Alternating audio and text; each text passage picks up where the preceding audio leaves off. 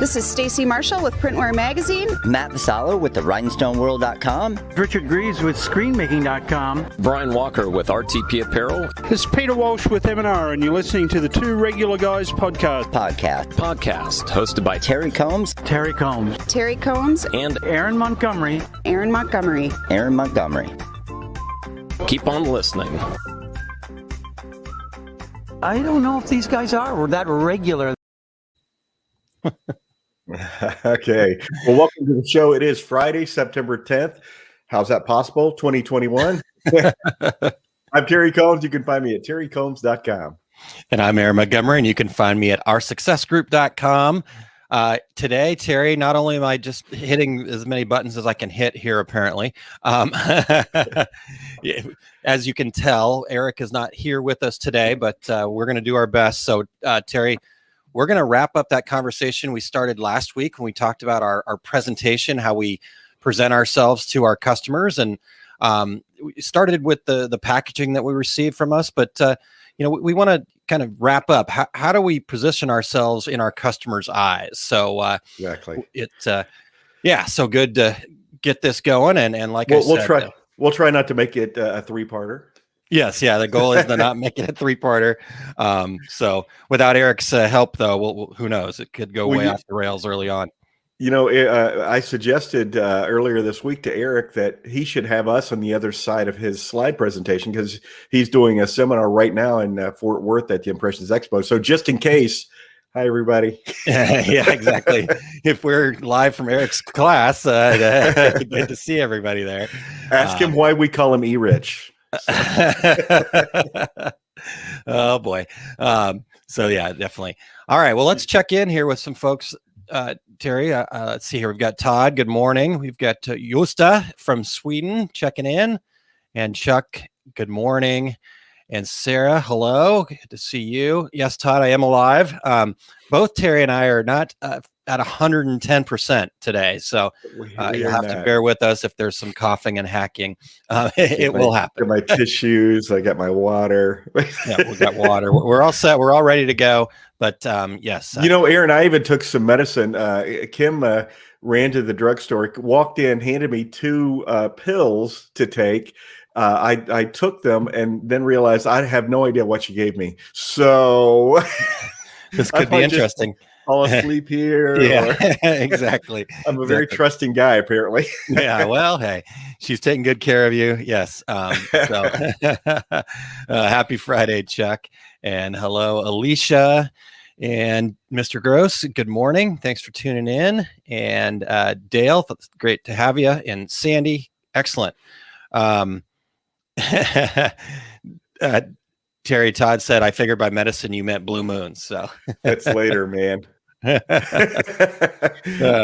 right. Aaron, I was listening, every morning when we start the show and we have a different intro, and I'm thinking that we need to overdub some of those intros, like Stacy Marshall, where she goes, "Hi, this is Stacy Marshall from Printwear Magazine." We need to overdub in our voices. This is Stacy Marshall with Automotive Magazine. Yeah, we do have a lot of intros that we in fact, that one's got to be retired now too. I'm running out of intros to use because everybody's moved on to different places. So yeah, we've always had the big shuffle within the industry, but COVID kind of accelerated that shuffle. So here and there and everywhere with the most people are still around. They might have a different name tag, and since we don't have that many trade shows going on, we don't see what name tag you have. Yeah, exactly. All right. Well, speaking of trade shows here, Terry, Impressions Expo is starting today. So let's talk about that real quick. Well, yeah, it's going on. It's I think the only show that was scheduled this year as a Friday, Saturday, Sunday show, and I think there was a lot of buzz for the whole year about.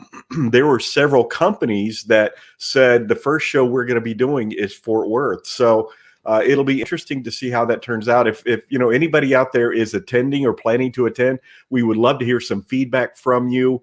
For that we could talk about next week on the show, because That's Fort Worth has always been a big show. And Aaron, here's a news item that's semi-related to the industry because it's related to me.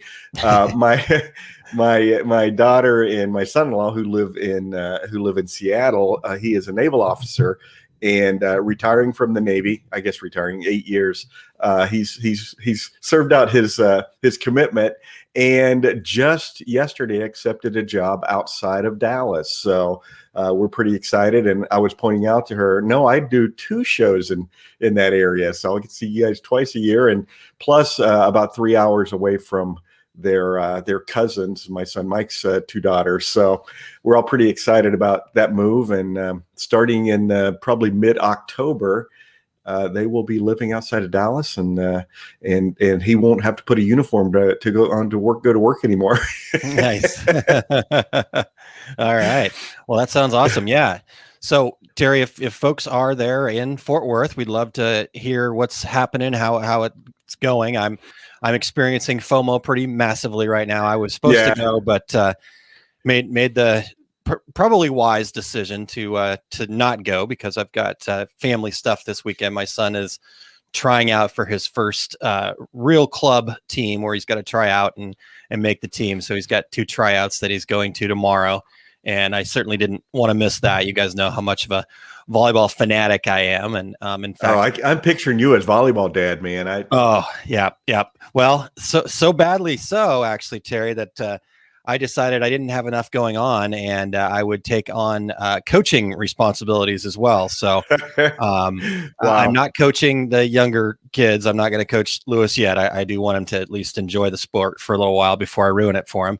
But when my sons Mike and Chris, they played soccer on the same team, fall, spring, and indoor winter from the time they were 6 till they were like 11 with the same coach. Wow. The only problem was his son is the one that just got yelled at all the time. Everybody else was okay. Now I want you to try harder next time. And his son, what are you thinking? We worked on this. And I'm like, I felt so bad for that kid. Don't be that dad. I'm trying not to. We had a little open gym thing that I helped out as a coach at on Tuesday night. And like every time Lewis would do something, it was kind of like I kind of give him that look of disapproval, like, come on, dude, you're better than that. And I'm like, I can't do that, because the other kids, I'm like, oh, good try, let's do this a little differently. And so no, got to work on that. But the other kids are like, Lewis, what's wrong? He goes, I know, got to run when I get home. I got to do laps. Yeah, he does do push-ups when he misses a serve, so that's something that he decided for himself last year, and he's carrying that over. So good on him. Sounds like his dad's son. Yeah, exactly. He's doing great, and so anyhow, I'm really excited about that. But I am bummed to be missing the activities in Fort Worth. I was going to be hanging out with the guys there at corraltrainer.com. So if you are in the area, make sure you get over there. And they've got a nice big setup there. Corraltrainer.com. Check them out and. Tell them that the 2 regular guys sent you over there to say hi. But Terry, the one thing I did want to also ask of people is if you are there, jump on, do a live, share some pictures, tag us, just tag 2 regular guys either on Instagram or on Facebook there, and we'll make sure that we share it as well. So, they're also. Go ahead, Terry. I was just going to say this is going to wrap up Impressions Expo for this year. So their next show will be Long Beach in January. Fingers crossed that's going to be the great show that it's always been. And then Graphics Pro Expo has 2 more shows coming up. Pittsburgh, September 24th and 25th. And then traditionally big show for them is in Charlotte, October 29th through 30th. So best of luck to Pittsburgh's a new location. So fingers crossed on that one as well. But I'm guessing Charlotte will be a nicely attended show because really the only show in the Southeast, and especially since Printing United has been canceled in Orlando, the Charlotte NBM show is going to be about it for that part of the country. Yeah, exactly. So, like I said, fingers crossed for everybody to have a good show, well-attended show. Terry, the one thing that was pointed out on some of these shows is that the amount of the attendee to exhibitor ratio has actually been pretty similar to pre-COVID times. So it's just a matter of, getting the exhibitors to show up, and I think the attendees are there. So, we just need to keep moving forward in the safest possible way, but keep realizing that as an industry, we've got to touch and feel the stuff, Well, and Aaron, Yeah. this COVID thing too is, it's not going to disappear. We're going to have to learn to live with it. So, be safe, wash your hands, wear your mask where necessary, get vaccinated if you're so inclined. I've certainly gotten vaccinated, and I'm in that at-risk age group. Above 45. I'm expanding my group size. Yeah, there you go.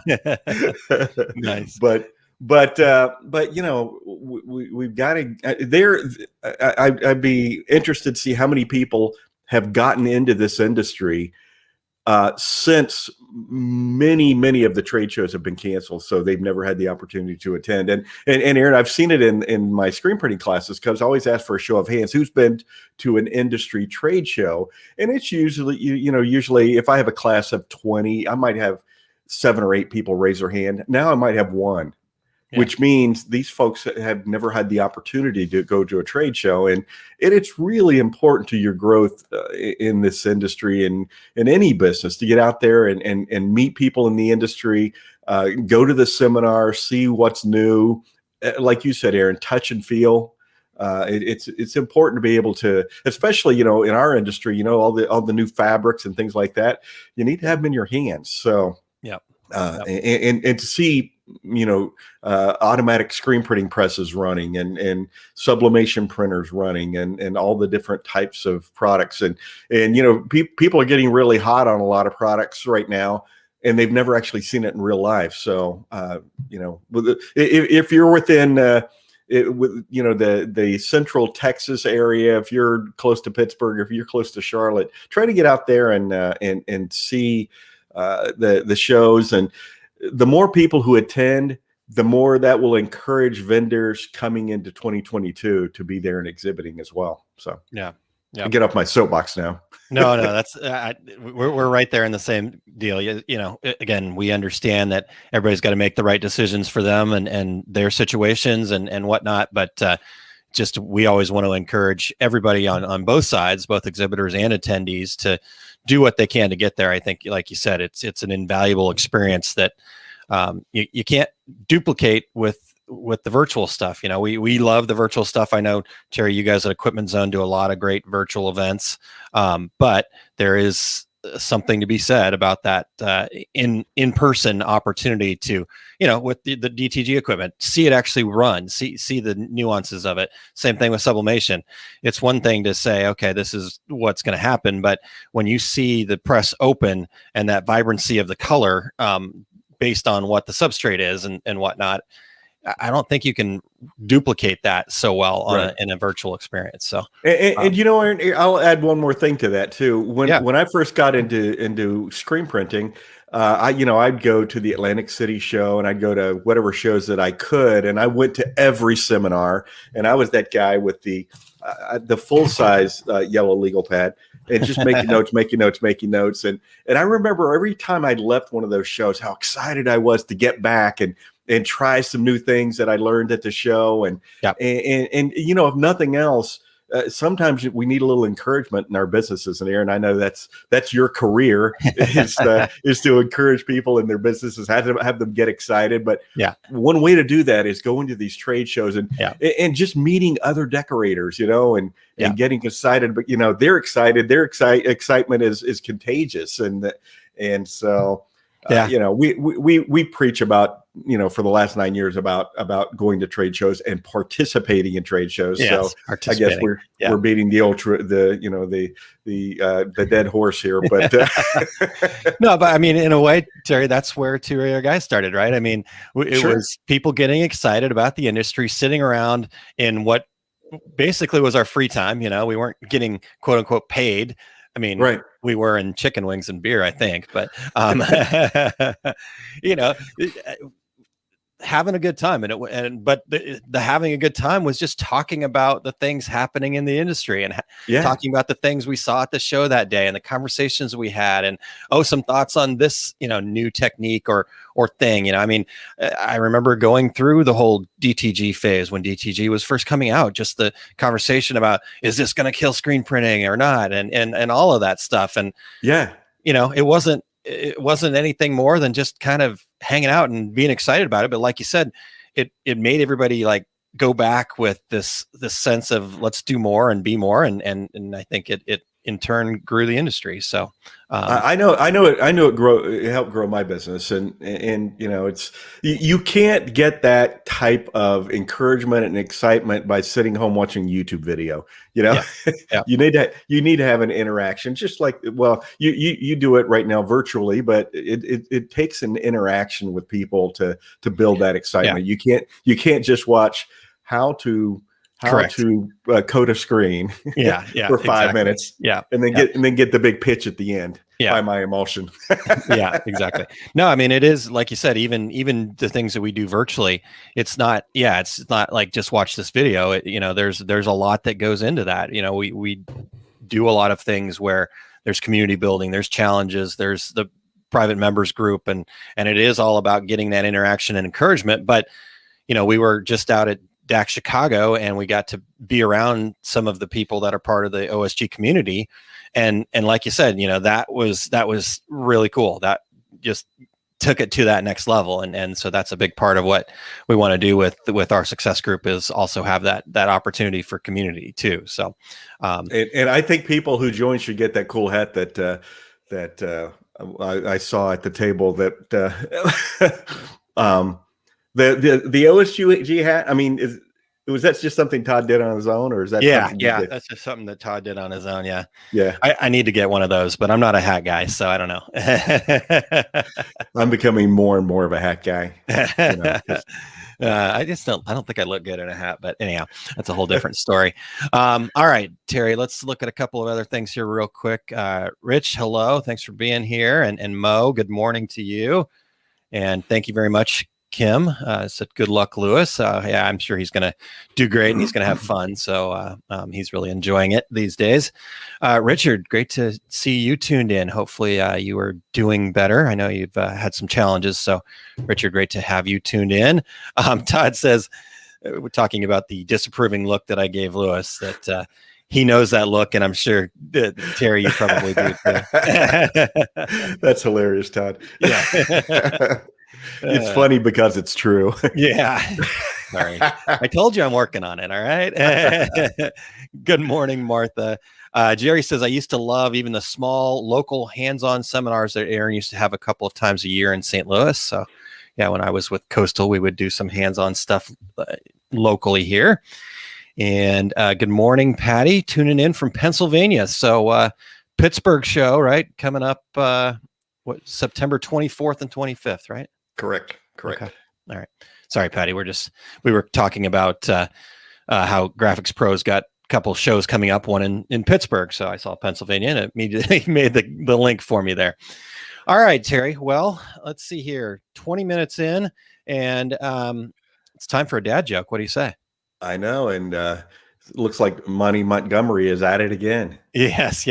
So yes, my dad has now decided that he's got an email list of people that get, and I'm lucky to be on that list. So there's a daily pun, and this daily pun showed up as one that I felt was worthy of the two regular guys. So without Eric here, you're just going to have to listen. So Terry, did you hear about the two snails that got into a bar fight? I did not. It was a real slugfest. That is certainly two regular guys worthy. Yes. I'm sure there's lots of groans going on out there. Keep them going, Monty, Aaron's dad. Nice. All right. Patty says 5.5 hour drive for her, but good luck. Yes. Okay. That's funny. You said, when you said that about being Pittsburgh and being in Pennsylvania, I thought, man, Pennsylvania is a big old state. It's very wide. All right, Terry. Well, we got the dad joke out of the way. Let's keep rolling here. All right. Before we go any further, we want to thank everybody for checking out the Two Regular Guys podcast. We are always looking for new guests. If you or anyone you know would like to join us, go to calendly.com/2, the number 2, Regular Guys, and share your show ideas. We have a few people, Aaron, who shared ideas with us just this week, and we're going to have both of them on future shows. So looking forward to that. If you are listening to the podcast version of our show, please share with the Two Regular Guys with your industry friends so they can become regulators too. We would appreciate all your reviews, and we're everywhere in the podcast universe: Apple Podcasts, Spotify, iHeartRadio, Stitcher, Amazon Podcasts. Wherever you do your podcast listening, please go on and give us a review, because it's really important to our standing in those communities. And if you're watching live right now, especially talking about presentation, your image in the industry, we would love to have your comments, your questions, your tell us what you're doing as well, and so we can share with all the other regulators. Yeah, absolutely. So make sure that you're sharing that out there. Get them to show up, and let's have some great conversation here. Before we do that, Terry, let's hear a quick word from our friends over at Graphics Pro Expo. The NBM show is now Graphics Pro Expo. Graphics Pro Expo gives you access to the awards and personalization, apparel decorating, and sign and digital graphics markets all under one roof. Meet with top suppliers and manufacturers, source hundreds of products, and train with experts for a personalized experience geared toward your business.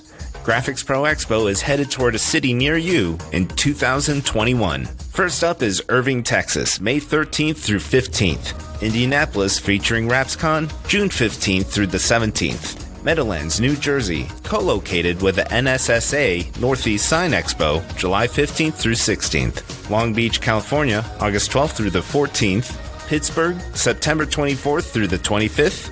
And Charlotte, North Carolina, October 29th through the 30th. Go to graphics-pro-expo.com to find out more, and we'll see you there. All right. You know, Aaron, I see either you or Eric, I'm not sure who, has started building that 2022 trade show list that we can start sharing before long. I mean, we're basically the middle of September now.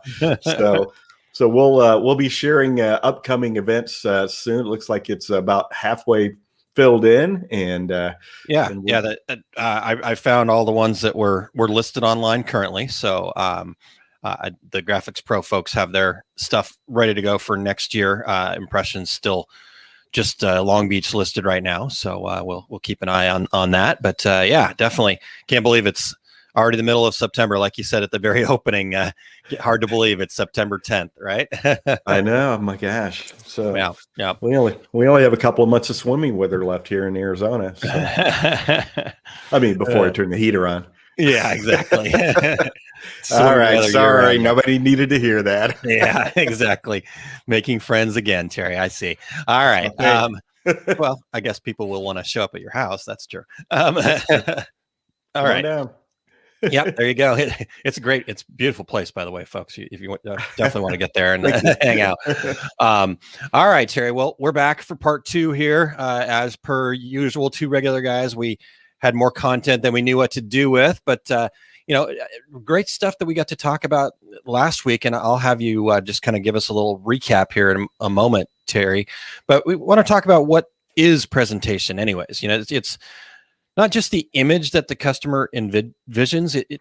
It goes beyond that. It's what they think of your company. The image they perceive when they open a box from you, the pictures in their mind when they look at your business card or your website or whatever. The presentation is simply just how we are presenting ourselves to our companies, out to the world as at large. So it is that image, that impression that we leave behind, and there are only so many opportunities to kind of leave that first impression, right, Terry? So we want to talk about some just real, what we feel are, I don't know, not simple, but not super challenging ways. And again, we'll recap what we talked about last week, and then we want to get into some more digital stuff today. So yeah, exactly. Terry, tell us about that. Yeah. Aaron, and there are a lot of people who do exactly what we do, and do we feel like we probably do it better than most of our competitors? I hope you do.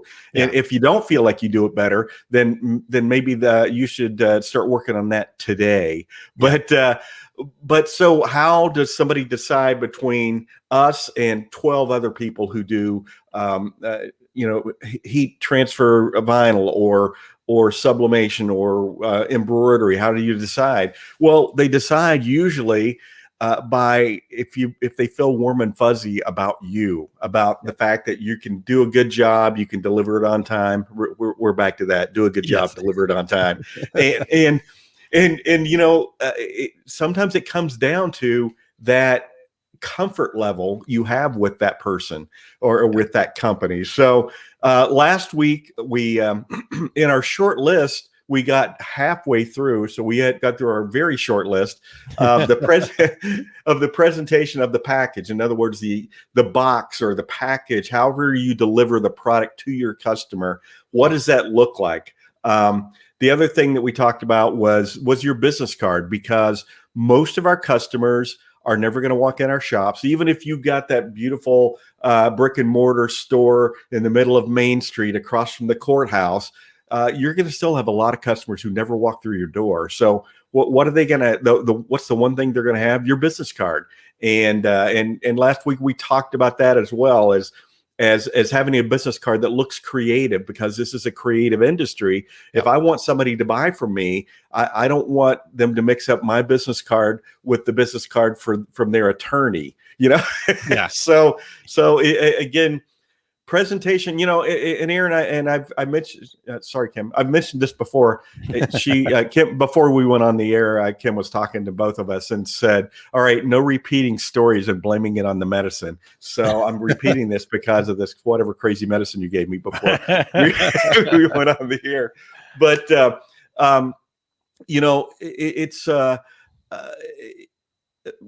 you know what? I'm not going to repeat that story because I'm looking at the clock and I want to move forward. Let's talk about websites, Aaron. Wow. I know. What's in that medicine? I think that medicine made me not repeat stories. I don't know what it was. You give him more of that, Kim. Nice. All right. Well, real quick, Alicia just wanted to give you a little bit of a nudge about your pool bar and all. your pool bar. Yes. So two of them, right? Well, I have a bar up on the pool deck, and inside the fence, inside well, it's not a fence, but inside the wall where the pool is, there's a swim up bar as well. So yeah. Yes, Kim, make note of this at 10:28 Central Time on September 10th. Terry decided to not retell the same story. This is now every Friday she's going to give me whatever that medicine she gave me, and I'm like, "What is this?" And she'll be like, "Just take it, just take it. Don't worry about it." All right. Well, like you said, Terry, let's talk about websites, right? Go ahead, Terry. Well, I was just going to say, I think it's. Yes, we could talk about websites, and this is much more an area for you than me, because you're the one who prodded me to update my website, and I did get a prod email from you a couple of days ago about updating some of my online articles and pointing out the last date. So yeah, I'm guilty. But I think the fact that a lot of folks are doing online stores and things like that now, that are people, not our customers, but we as vendors.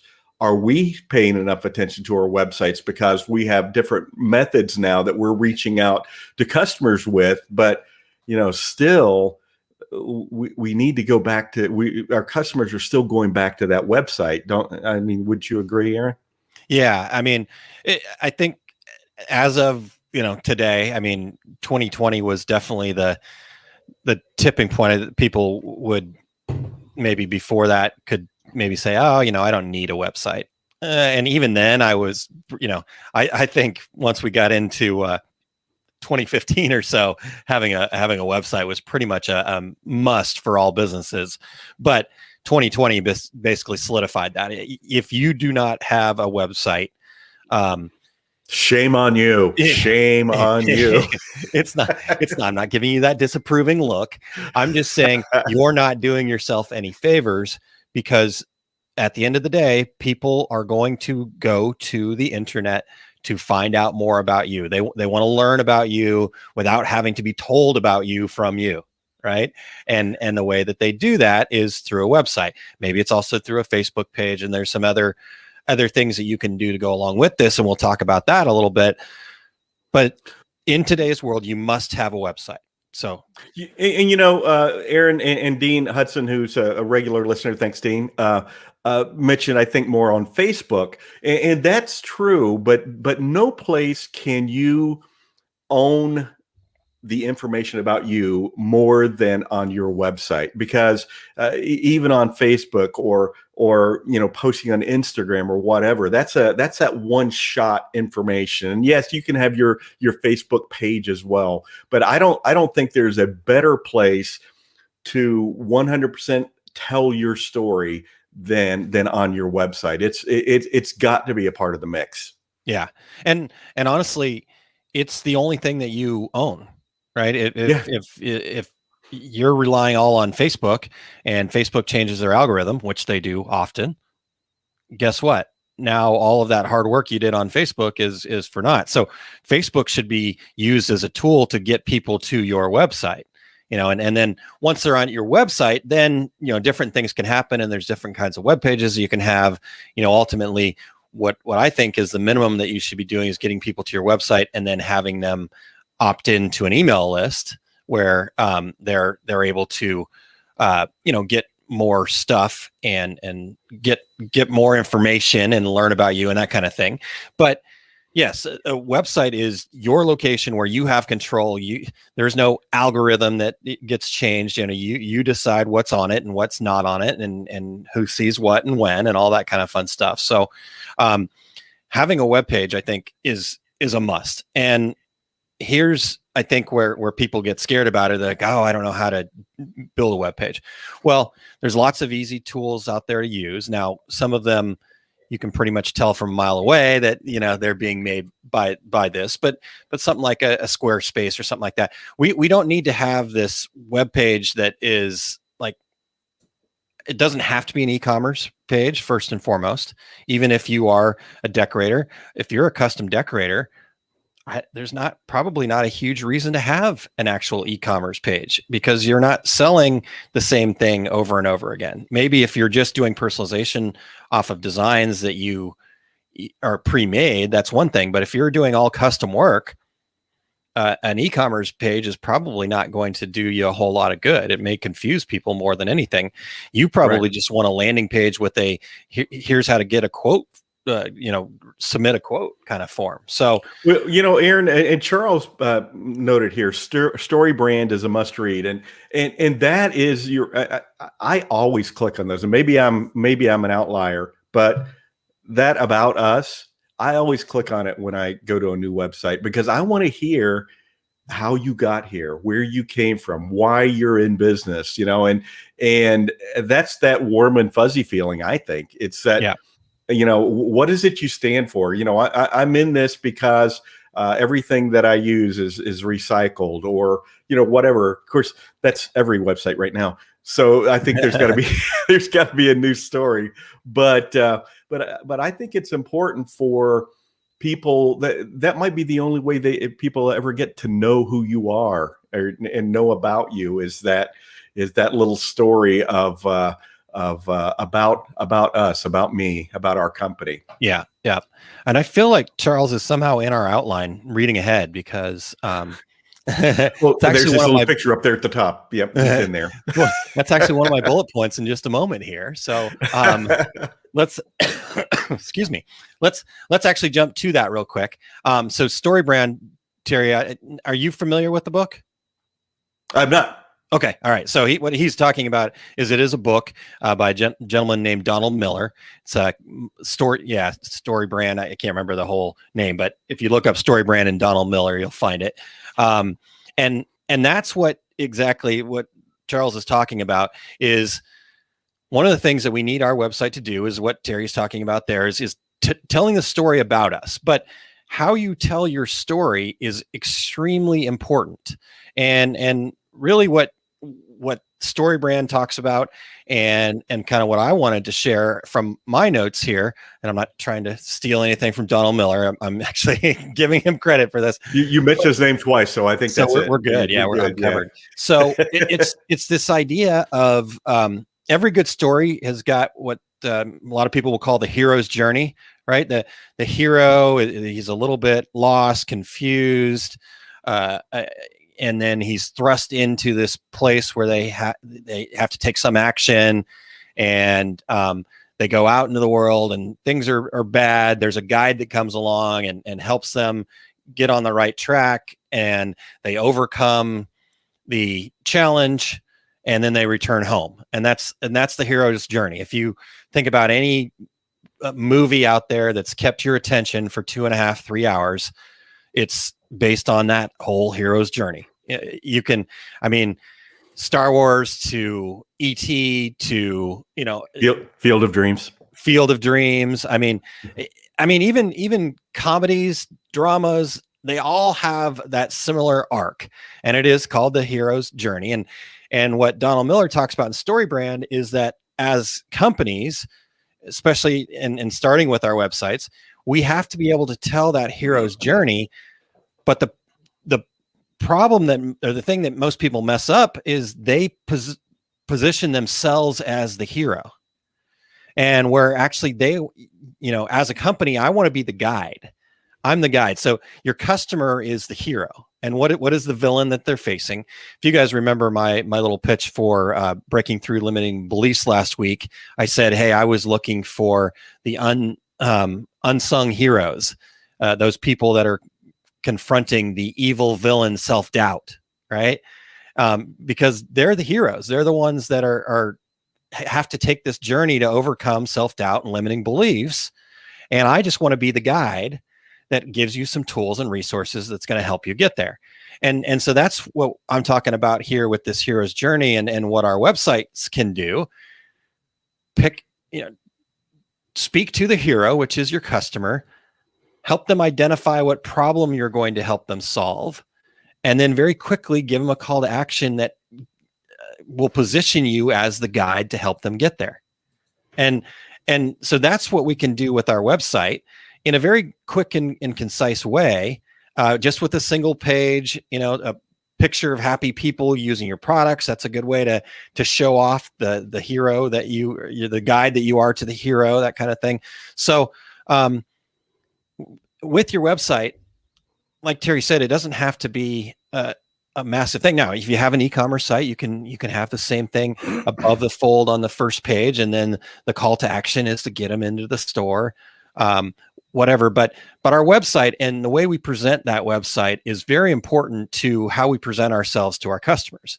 And like I said, most people present themselves as the heroes. And while people might look up to us as the hero, they're too busy worrying about their own lives and the challenges that they have to face to go, okay, cool, they're a hero, but I'm going to move on to somebody who can guide me through my problems. It's not that we're selfish, but we are, Yeah. We think that people care a whole lot more about what's going on in our world than they do. But the truth is they got so much going on in their world that they're just trying to keep track of that. And so when you position yourself as the guide, and you can do that with your website and just making some thought changes in the way that you're presenting your information there. Again, it's that story about you, about how you got there, but more telling the story about how you help others and what it is that your products and services do. And one of the things that I always get is when we talk about, okay, you have to share with your customers the problems that you solve.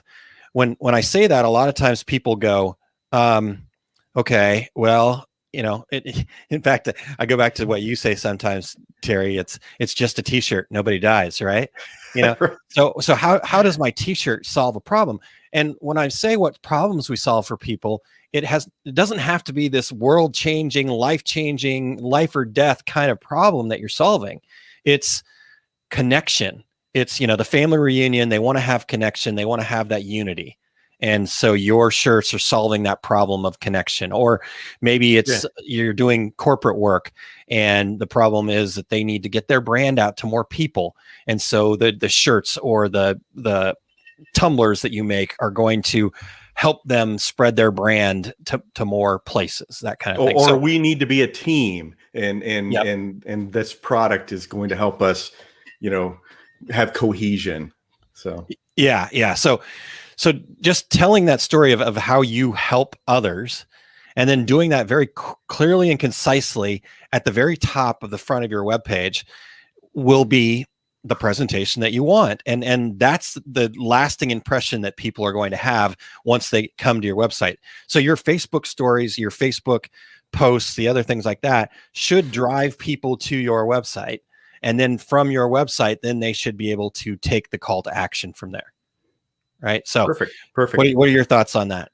I'm picturing a 1950s movie about medieval England and a guy playing a lute, singing the story of the hero. that's what we're doing here, right? Yep, exactly. That's exactly what we're doing. Yeah, but yeah, Aaron, I think and this is a story we've been talking about since early websites. Is that okay, there's the website. I've got it up there. It's got my company name. It's got my address. There's a little blurb about this. And okay, it's done now and forever. And just like everything else we talk about, production wise, or finding your niche, it takes some work up front.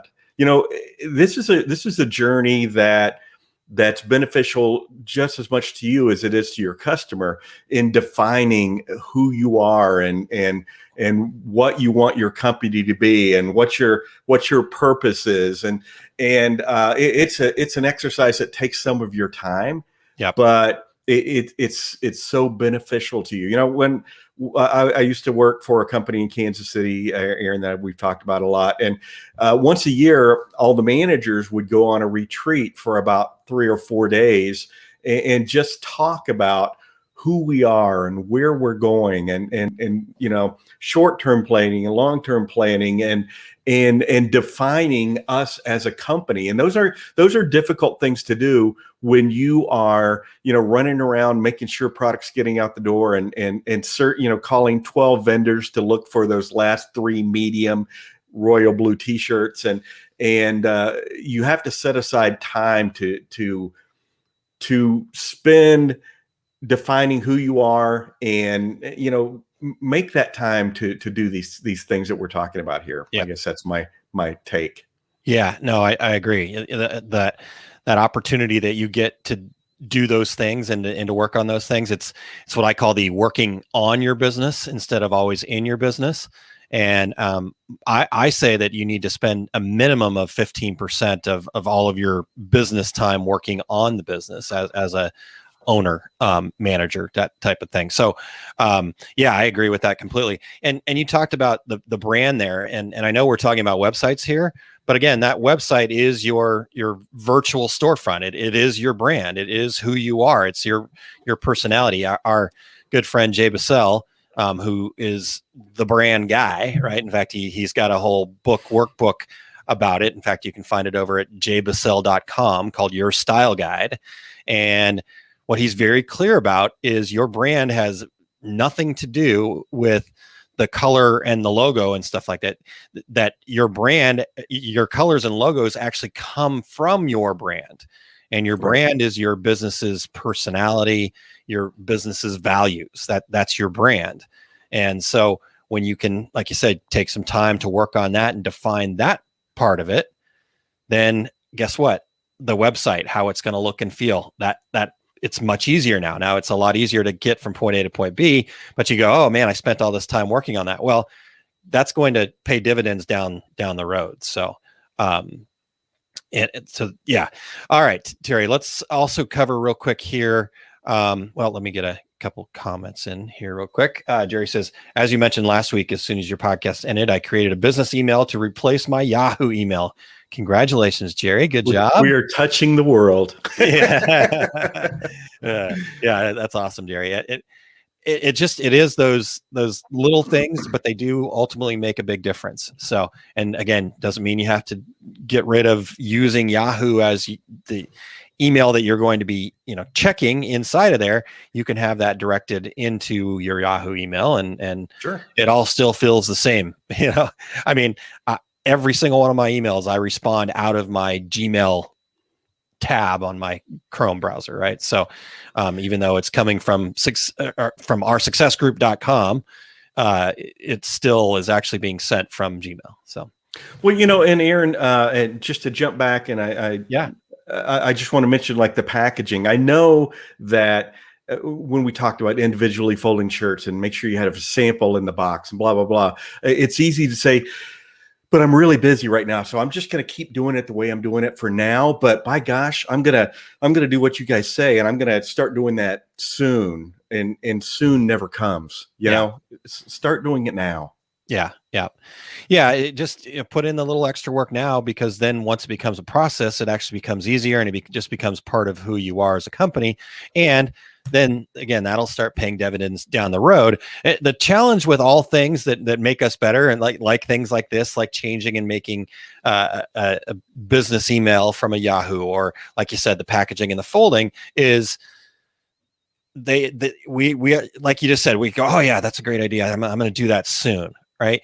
And the reason we say soon is because we won't see, like, we want like instant results, right? We want that instant gratification, but that's never the way it works. There is no such thing. Everything, all these people that were overnight successes put in hours and hours and hours of work beforehand, before they showed up as a success, and same thing for businesses. We have to do these little small things to make ourselves better every day.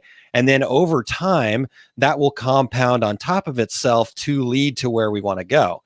But if it's always just soon, we never start that compounding interest, so to speak, in getting us where we want to go. Exactly. And Aaron, you made an interesting comment before when you talked about the personality of your business. I'm sure there are people listening right now and say, well, okay, I'm going to do that later because my business doesn't have a personality yet. Yes, it does. Yeah. You're just allowing the winds to blow around and create the personality your business has. It has one. People have a perception of your business, even though you think I'm just an embroiderer, or I'm just a screen printer. There is a perception out there in the world, in the industry, of who and what your business is. You just need to corral it and mold it and create it into what you want that personality to be. It's happening whether you want to or not. So take control and take charge of it. Yeah, that's a really good point, Terry. In fact, I almost look at it like some people talk about, like, their, if you have employees and things like that, your company culture, right? And it's the same thing. If you don't intentionally set what the culture is going to be, if you don't intentionally set how people see the personality of your business, then the lowest common denominator is going to be what gets put in its place. So if you're not, like you said, getting out there and showing off your personality, and you're in setting what your company's personality is, what your business values are, because personality and values, I think, Terry, kind of go hand in hand. In fact, I think your personality almost comes from the values that you have as a person or as a company. So being clear about what they are and then projecting them, that's going to be what people see as your personality. Exactly. Exactly right. Yeah. All right, Terry, one last thing on websites before we move on, because, okay. we didn't think we were going to have enough, right? So the other thing that I wanted to just mention on your website that's really important is to make sure that you have a call to action. We kind of talked a little bit about it already, so I won't belabor it too much here. But basically, a call to action is just a very clear step that people can take to whatever's next. So it's request a quote, it's buy now, it's join the email list, it's schedule an appointment, whatever it is. We want to make sure that that's super clear, and we want to make sure that that's at the what they call the above the fold. So this whole idea of the fold comes from newspapers. The part on the front page of the newspaper that's the first thing that you see, that's above the fold. Well, On a web page, what above the fold means is when somebody goes to your web page, they get there, whatever they see before they have to scroll down is above the fold. So, and you need to check that on a lot of different devices. So you might think that you have your call to action above the fold, but when somebody goes to look at it on the phone, they maybe have to scroll for a ways before they get there. And so what's important is you have a call to action, very clear call to action, that the person knows what's in it for them. Like if they take this action, what are they getting from it?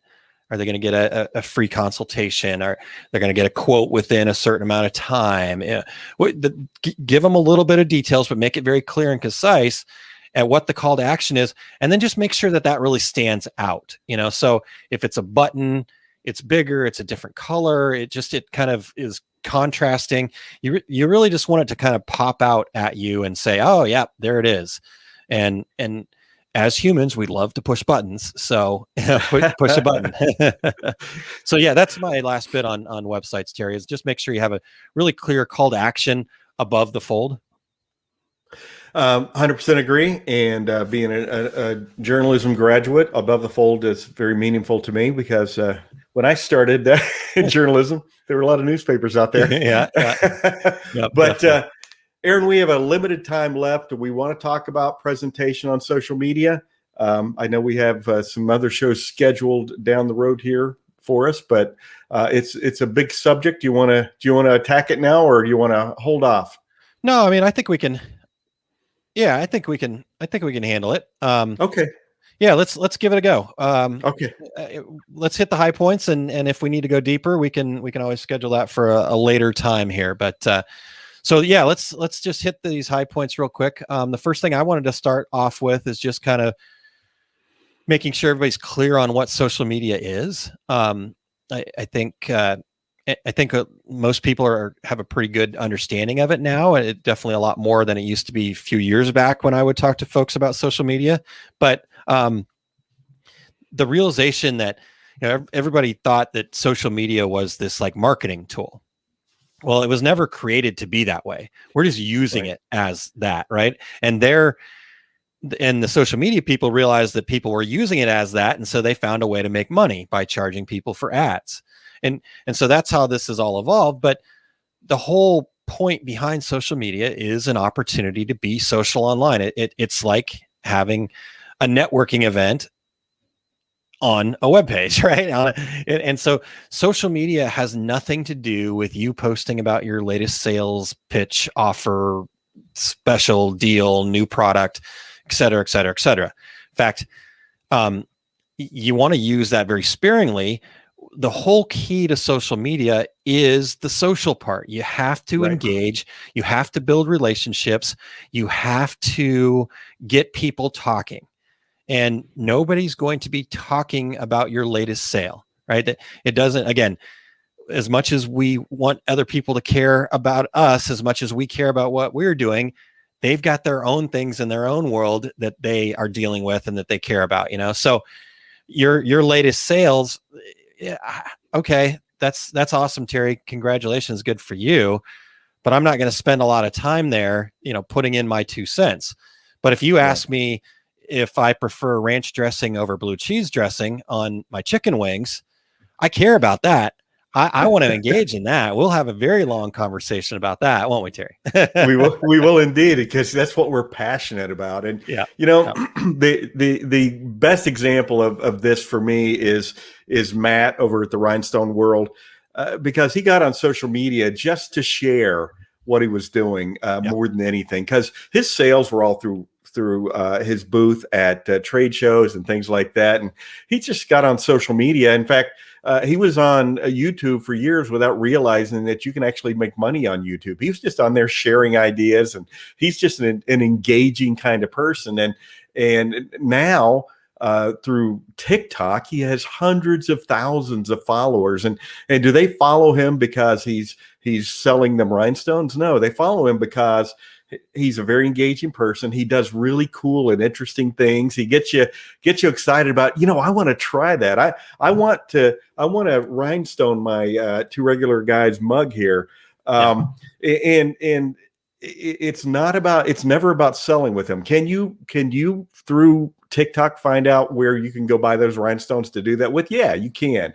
But he is all about engaging and all about relationships with people, and he's the poster child for social media in our industry, is in my opinion.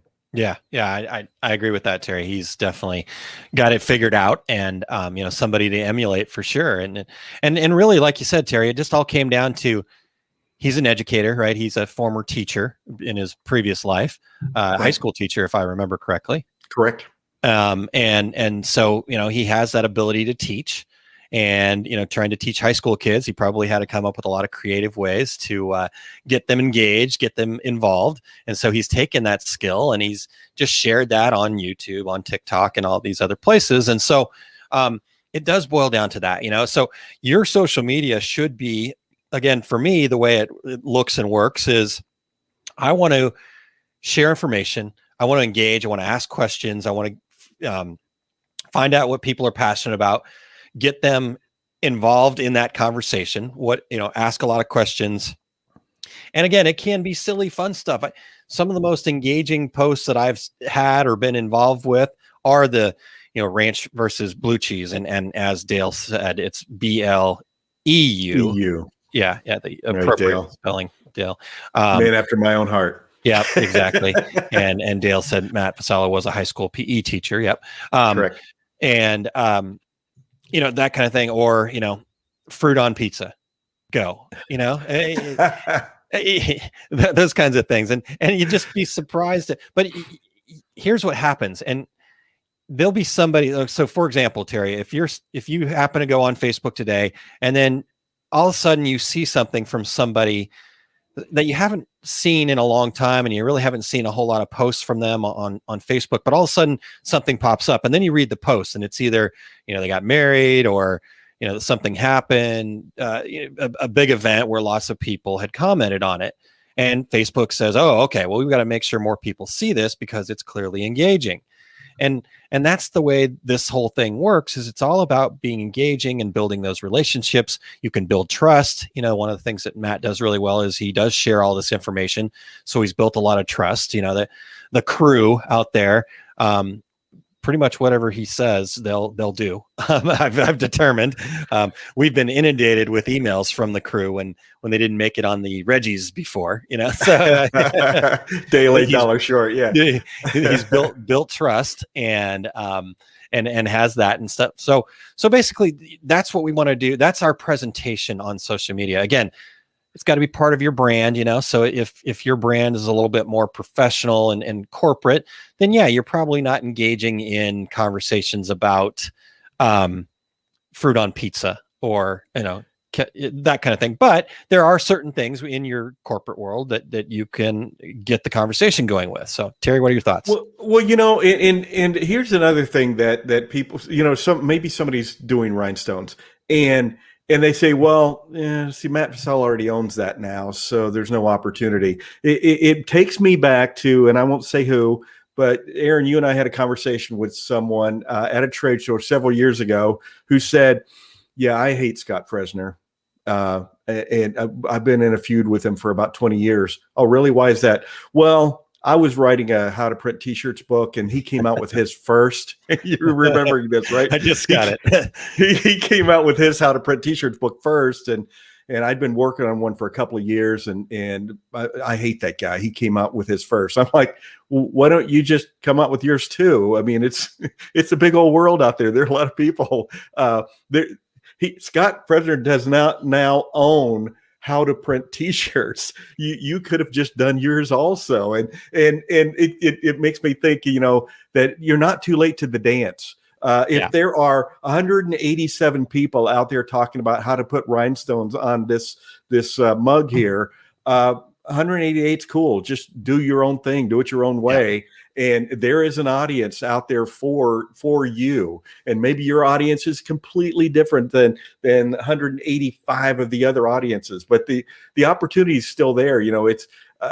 When I opened my first screen printing business, I was screen printer number 6 in a very small town. Well, there was still plenty of market available out there for somebody who did good work and delivered on time. So don't be dissuaded because somebody else is already out there doing it. Be encouraged that Matt Vassallo has 100,000 people watching him put rhinestones on a mug. So that means people are interested in putting rhinestones on mugs. Yeah, exactly. And yeah, totally. In fact, Dale says can't means won't. You can do what you believe you can't. You can do what you believe you can't. You can do what you believe you can, I believe, is where we're. I think so too. All right. There are plenty of fish in the sea, Chuck. That is very true. Okay. So real quick, then let's keep moving here, Terry, because we're shockingly into bonus time. I know. Shocker, right? So all about engagement, all about creating relationships, all about social, right? Now, one of the tools that we recommend that you use to because social media can be very time consuming then if you let it, right? If you let it be that way. And so one of the tools we suggest are things like scheduling posts, whether you're using like the native apps like Creative Studio and Facebook or something like a Buffer or a Hootsuite. But I preface that by saying I don't want you to completely rely on automation. And I think that's where people kind of get themselves in trouble too, is they schedule out all of their posts and they're like, oh, I'm posting, but I'm just not getting any engagement. Well, that's great that you've got content and you're posting. The reason you're not getting engagement is because you're not engaging. You have to then get back in and not only comment on the people that are commenting on your stuff, but also comment on other people's stuff, right? And you have to build that engagement. So there is, some actual, you got to get in and do it. And there's no replacement there's no automation tool. There's nothing that other than just getting in and doing it. So carving out maybe 10 to 15 minutes a day to go in and scroll through your social media, maybe do some searching and be very intentional about what you're scrolling through or about where you're going, engaging in comments in a group or, somebody that is in a similar space that you guys work together or something like that, or maybe it's your local community. Maybe your business is all about your local community. And so you're engaged in topics that are related to, my case would be St. Peters, Missouri, so I would search and I would go and I would be engaged and commenting on those things. So we want to use automation to help us get a little bit of our time back when it comes to social media, but I don't want to completely rely on that. I can't just schedule it and forget it. In fact, I remember some of the folks that did a lot of this scheduling and ended up, they had stuff scheduled and then something happened that made those posts now somewhat inappropriate.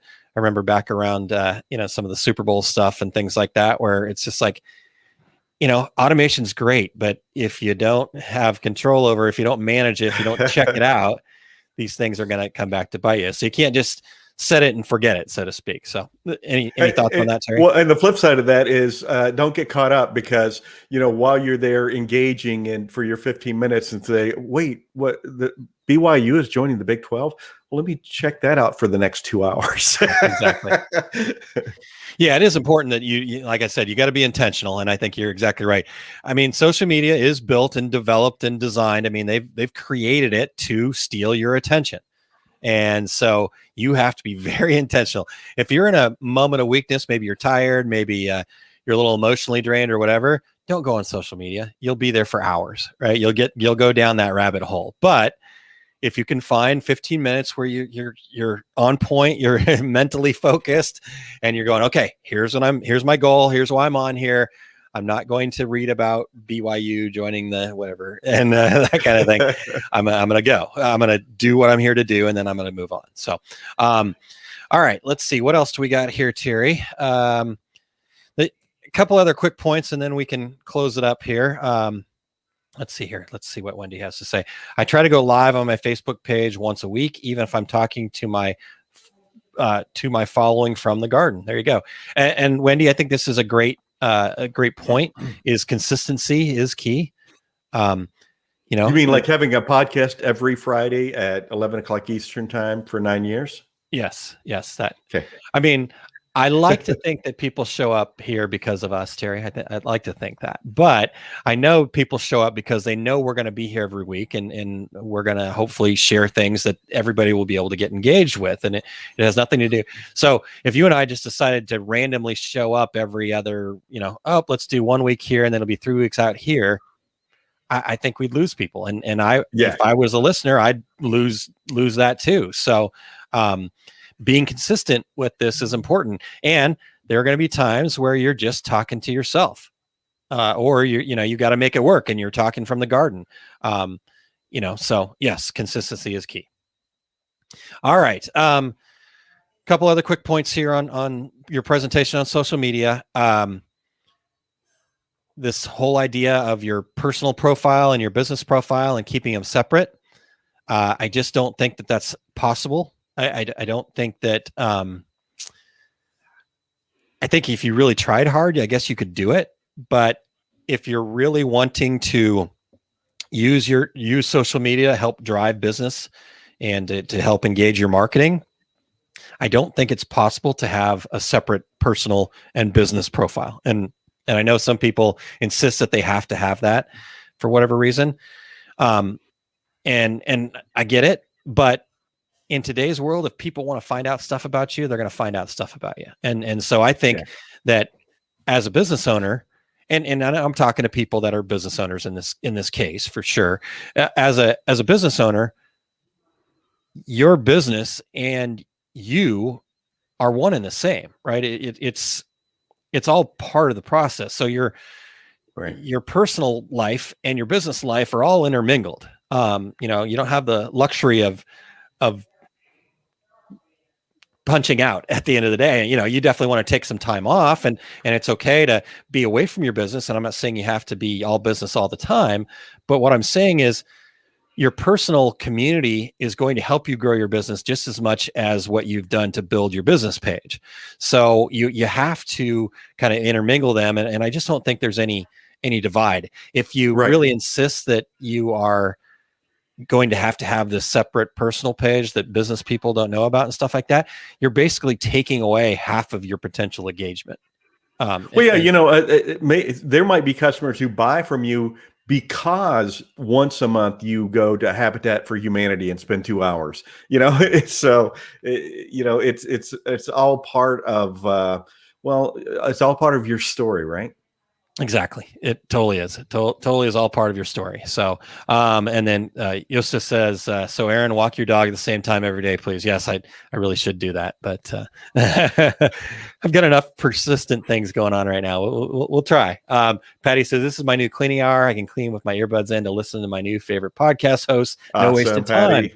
Awesome. I love it. All right. And then 2 last points here, Terry, and then we'll close it out. I guess the one point I wanted to, and I think leads into your point here, is you attract what you put out there, right? And I believe this is 100% true in everything in our lives. So if we're always blaming and complaining and there's always woe is me, well, guess what? You're going to get more woe is me in your life, because that's what you're looking for. That's what we have what's called a reticular activating system, an RAS, which is a cluster of nerve endings inside of our brainstem here that kind of sorts out all of the information that's coming at us at any given moment. And so whatever it is that we're thinking about, our RAS is going to be looking for. And so we attract what we put out there. And the same thing is on social media. If you're putting out there a bunch of, whining, complaining, or, being divisive and being, negative towards one side or the other, all this other stuff, well, that's going to build. And like I said, I don't think there's a way that you can technically have good marketing on social media and have a separate business and personal profile. So what you put out there is what you attract. And so my suggestion is, then leads into your point, Terry. Well, there's like in the DTG arena, there's somebody on social media out there that, and he's been on there for, I'm going to say 6-8 years. And every time somebody asks a question, he has a snarky response, and basically tells you why that won't work and really why DTG is not for you or for anybody, even though he's involved in that industry and sells it every day. Don't be that guy. Are you a helper? Are you a positive influence on the industry? And you are certainly going to attract more interaction if you're that positive influence. Nobody needs to hear why this won't work. The problem with this is, don't be that person. Be that positive influence, and you will build that following of people who want positive interaction. We all do. Nobody wants to get into the arena of slinging mud and standing ankle deep in the mud. So that's my last point. Be positive with what you're sharing out there. No, I agree with that completely. Because Terry, here's the, I get that there are times where we just need to commiserate a little bit, right? I mean, sure, the shortages suck, right? There's just no two ways around it. People trying to find stuff to get, just a single order done has turned into a half-day long marathon challenge of trying different places and warehouses, and we all get all that, right? And then you've got the distributors who's well, here's why, and here's all of the here's the pictures of the things backed up, and blah blah blah, the labor and cotton shortages and soon to be plastisol shortages, and we can commiserate, and as a community, as humans, we need to do that. That's part of a healing process a little bit, but we can't get stuck in that. And I think that's where people really kind of fall down the bad side of social media, is it becomes all about, woe is me. And I think the sooner that we can turn, lead by example here, the sooner that as businesses, we can say, hey, I know there's a challenge. I don't have all of the answers, but I'm willing to look for solutions. Who wants to engage in finding solutions with me? And that's going to increase your engagement. That's going to increase people's trust in you. We go to businesses that are going to help us with our problems. We don't go to businesses who are going to, like you said, say, oh, well, you probably shouldn't, just tell you why you're right as to why things are so bad. We're looking for hope. We're looking for some help. We're looking for somebody willing to, walk those miles with us, so to speak. Well, and look at the announcement we made over the previous 2 weeks. Nate Lieber, that there are shortages. Hey, I have an idea. How about if we group together and talk about our excess inventory, and maybe we can help each other. That's the difference in saying woe is me and hey, I have an idea. Maybe this will work. And I see you have it up on the screen, the stock sheet 1. What a great perspective on the industry. As we're having an issue. Here's a thought. Here's an idea. Here's a solution. Be that here's a new thought. Be the here's a solution person. And people want to interact with you on that. Yeah, definitely. Yeah. So like Terry said, we just put up the link here again. It's bit.ly/stock sheet 1. And that will take you to that Google spreadsheet that Terry was just mentioning that Nathan. Yeah, Nate Lieber. Yeah. Nate Lieber. Yep. So, okay, Terry. So you attract what you put out there, and therefore be a positive influence on the industry, on your community, on the people that are engaging with you on social media, or the people you hope to be engaging with you on social media. Because whatever you put out there, that's what you're going to get back. So if you're going to, be a negative influence, well, guess what? Guess what? People are going to be following you. So, let's see. Let's just get a couple of the comments here, Terry, and then we can close this out. Sound good? Exactly. Let's get forward. All right. So Lenny says, encourage them to try, and hopefully they get a better outcome than you did. Challenge them. I like it, Lenny. That's awesome. I like it too. Yeah. And then Todd says, you never know when someone is watching or how long they've been watching for. That's a great point, Todd. And then Patty, read this first. So let's see, this may be a little off topic, but I belong to a group where admin told us to team up with a group of people who can be your accountability partner. Well, one of those people has been going on my page and stealing ideas. as in the exact same pictures, and posting them on her business page as a finished product. Do I block her?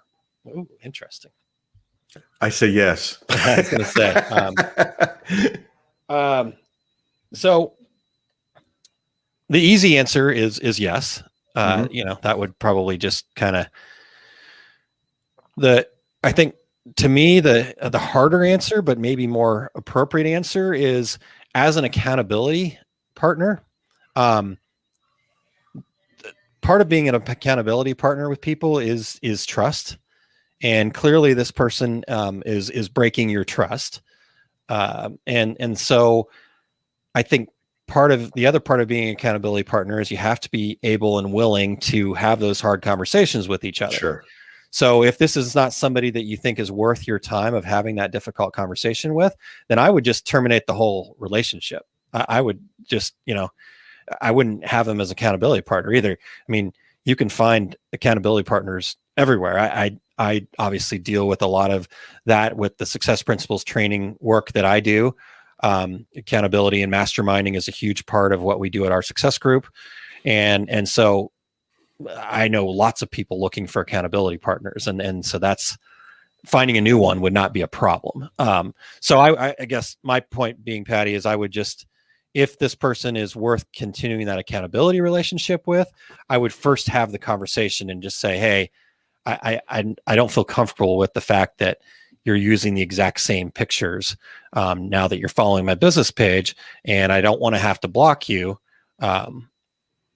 Here's an interesting thought too, that who knows what mindset that person is in? Because I cavalierly said, yes, block them. I was kind of joking with that. But they may not realize what they're doing is detrimental to your business. And so, maybe it's a conversation.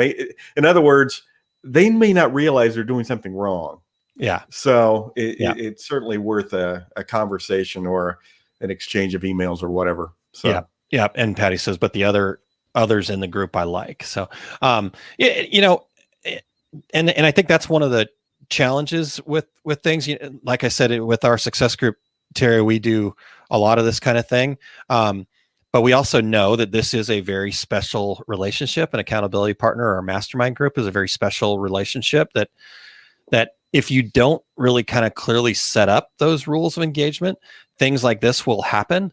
And I would be, I don't know, as somebody that runs stuff like this and puts together accountability, I would honestly want to see that conversation. In fact, I'd probably personally want to facilitate a conversation like that, just to make sure that everybody's clear about what's right and what's not right. But I mean, like we said, I mean, at the easiest, like, okay, just get this over and done with. Yeah, just block her from the page. But my guess is somewhere down the road, that's going to come up, and then it'll be an even harder conversation at that point because now it's a pointing fingers situation. Well, you blocked me and I'm mad at you, and I'm mad at you because you were stealing my stuff. And then it's this, whereas right now you can address it as hey, I've noticed this. Can you tell me what is going on here? I feel a little bit like you're stealing your ideas from me, and I kind of feel like I need to block you from my page, but I value this relationship, so I'd like to have that conversation. Right. So, right. Exactly. Yep. And Eric is out of class now. So glad to see we made it without him. Barely, Eric, by the skin of our teeth, we made it. All right. Well, speaking of that, Terry, since we are well into bonus time, and excuse me, what do you got coming up here, sir? My complete screen printing business course at Workhorse Products in Phoenix will be October 23rd and 24th. It is filling up fast, so if you want to come to Phoenix in October, which is the best time to come, get signed up. I'll be doing that same class at Atlas Screen Supply in Chicago, November 6th and 7th. And you can sign up or find all my upcoming events at terrycombs.com. How about you, Aaron? So I mentioned earlier, we're talking a little bit about those undercover superheroes out there that are dealing with that evil villain, self-doubt. So that is September 25th, which is a Saturday. My wife and I will be guiding another group of superheroes through a 60-minute virtual workshop that'll be hosted on Zoom. And we share a process with you to remove limiting beliefs, and we leave you with all of the resources to keep knocking those down anytime you want to after that. So it's a really great workshop, and anybody that's interested, they can go to osg.link/BTLB. If Eric was here, we'd put it up on screen, but that's not going to happen today. And so that's, again, September 25th, osg.link/BTLB. And then in about 10 minutes here, I will be joining Eric. He's done with his class now, so we'll be doing the half. And I was just going to ask you if you guys were doing that today. Yeah, it looks like it. As far as I know, and he's here. So Eric, tell me if I'm wrong. So yeah, check that out. If you're on YouTube, you can go to liveosg.com. That'll take you to the YouTube page for our success group, or you can find Eric Campbell there, ERICH Campbell. And you can find him on YouTube or on Facebook at Our Success Group Pro or Eric Campbell's Facebook page. So look at this. He's even producing remotely. That guy. Look at that guy. I love it. For sure. And then lastly, Terry, we're now accepting applications for our Masters of Success Mastermind program. A little bit like that accountability we were talking about. This is a group of 4 to 6 like-minded businesses that come together twice a month, bi-weekly, to have a call that lasts about an hour and a half, depending on how many people are in the group. And it is a mastermind call. And it's been described to us by our current Masters of Success members as a business advisory board without all of the hassle, right? And without all the cost. Right. So again, bi-weekly calls, we've seen a ton of growth and transformation from the groups we've been working with already, and we can't wait to get some new groups in place. There are limited availability, and the applications are closed at the end of the month, at the end of September here. So if you go to oursuccessgroup.com/MOS for Masters of Success, that will be where you go and get other information. And there is the complete application to fill out there. And we will get back with you before the end of the month on whether or not you've been approved. And as a Master of Success member, you also get full access to the rest of the benefits that OSG members have. So if you're not an OSG member, that's a great way to get involved with the OSG community. If you are an OSG member already, you'll have a special price available to you. And so it's kind of an add-on to your Our Success Group membership. So that's what I've got happening. Let's see here. I'm not sure if Eric's information is up to date here. So I'm just going to share the stuff he's got going on. And yeah, Eric is going to be going mobile for the show. So it may or may not work. So it could be more of a quarter, but we'll go for a half. And then, and I'm not sure about the take up. So Eric put in any information about the take up there, but he is in Impressions. Just got done teaching specialty thread design, digitizing, and marketing. And he's going to be appearing on the Elements of Excellence embroidery panel. So make sure you find Eric and get over there and check that out, and make sure you say hello. And yeah, so that's what Eric's got coming up. As you said, Terry, we've got some 2022 trade show dates to announce here, but we'll let some of the other folks get some things filled in first, so before we start announcing those. But and then Eric says the take up is not going off today, but we'll be catching up. All right, so there you go. Eric is pretty busy over there in Fort Worth, so the fact that he's taking some time to do the half with me, I really appreciate that. All right, Terry. Well, we've come to the close of another show. I want to thank you for all of the great input and feedback, and all the regulators for all of their input and feedback as well, Terry. It's been a great show today. Yeah, absolutely. I agree. And as always, we want to thank Eric Campbell, our producer. Even though he was not with us for the whole show today, we certainly appreciate everything he does to make us who we are. Yes, indeed. As Jerry said, Eric is why we come back each week. So glad you guys showed up. That's why we didn't announce it ahead of time that he wasn't going to be here. Figured you guys would still tune in. So thanks, Eric. Appreciate it. All right. Well, Terry, next week we're going to be joined by Dana Curtis, who's with Business Tools, and we're going to talk about customer experience. So still kind of in a similar space. So I think this will be a good way to build upon what we've been talking about for the last 2 weeks too. And looking forward to having Dana on, first time guest. And I don't know a whole lot about Dana yet, but we're working on it. I know he used to work with the folks at Roland and is now out doing consulting and whatnot, and has some really good stuff to share. So we're excited to have Dana on. All right. Well, Aaron, until then, I'm Terry Combs. He's Aaron Montgomery. And we are the Two Regular Guys. Where is it? Here we go. We're out. Awesome. Thank you for listening to Two Regular Guys.